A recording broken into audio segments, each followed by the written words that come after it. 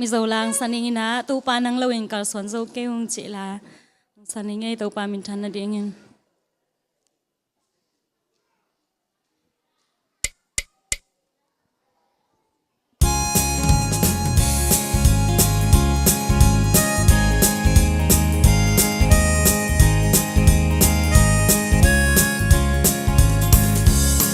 saglo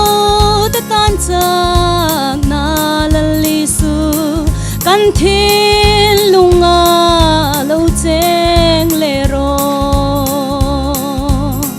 chan dam hlim na omin pele la itel lo chuanin o kal dan kan thiam thei lo ve shwai le ro kalali su ahar kati mange lalpa oh hallelujah amen hallelujah kaldan kan thiam thei lo ve kan lo kal ve lalung ne kan lo kal ve ro pui na choi moi na zong zong te lalpa ta noi lan ze lang thara va pathian om na tura arem khom te kan ni sia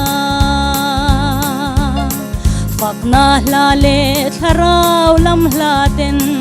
lalpai choi moi zelang in shwai le ro kalal isu ahar kati mange lalpa oh hallelujah amen hallelujah kaldan kan thiam thei lo ve kan lo kal ve lalung nem kan lo kal ve ro pui na choi moi na zong zong te lalpa ta noi lan ze lang nung lam mathil om te thei ngilin tiam chin lami pan thua yang na le lungai na karapo oh mangai na ne lalpa rong ibol zelang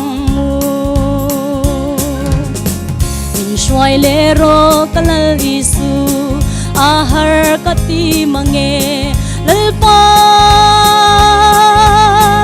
oh hallelujah amen hallelujah kaldan kan thiam thei lo ve kan lo kal ve lalung nem kan lo kal ve ro pui na choi moi na zong zong te lalpa ta noi lan ze lang thara va pathian om na tura arem khom te kan ni sia